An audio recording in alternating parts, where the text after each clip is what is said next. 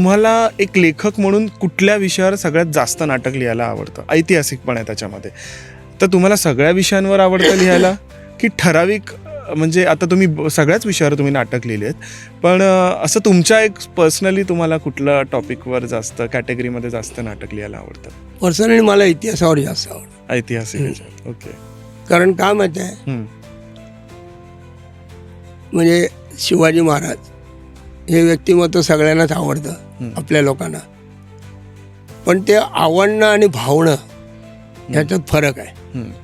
आवडते मला, नितेश राणे खूप आवडतो, म्हणून नितेश राणेच्यात काय गुण आहेत म्हणून तो मला भावला, हे वेगळं आहे. बरोबर. तर ते भावतात, ते व्यक्तिमत्व मला भावतात, म्हणून मला ते लिहावंसं वाटतं. सामाजिक कौटुंबिक ह्याच्यात वगैरे काय होतं माहिती आहे, हे आपण पात्र रचना करतो. बरोबर. आपण म्हणून ते पात्र. आता जे नाटक येते 14 डिसेंबरला, त्याच्यात पात्रांची रचना जेव्हा लेखक करतो तर नावं तो ठरवतो काय ठरवायचे. त्याच्यात मी वास्तववादी नाव ठेवले. शांताराम पानगले शांताराम, अच्छा.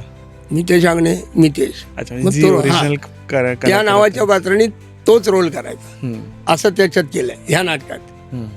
त्यामुळे ती एक वेगळी मजा आहे. पण कसं असतं, ही पात्र आपण ठरवतो. बरोबर. लेखकाला तो पूर्ण अधिकार असतो. इतिहासामध्ये तुम्ही तानाईच्या जागेवरती बाजीप्रभू नाही दाखवू शकत. बरोबर. असं आहे. आणि त्यामुळे तुम्ही कोणाचा इतिहास लिहिताय तो पहिला तुम्हाला सगळा त्याचा अभ्यास करायला पाहिजे त्या गोष्टी. मग तुम्ही नाटक कुठलंही लिहा, कौटुंबिक लिहा, सस्पेन्स लिहा, विनोदी लिहा, त्या सही त्याचा पूर्ण अभ्यास केल्याशिवाय तुम्ही काहीच लिहू शकता. बरोबर.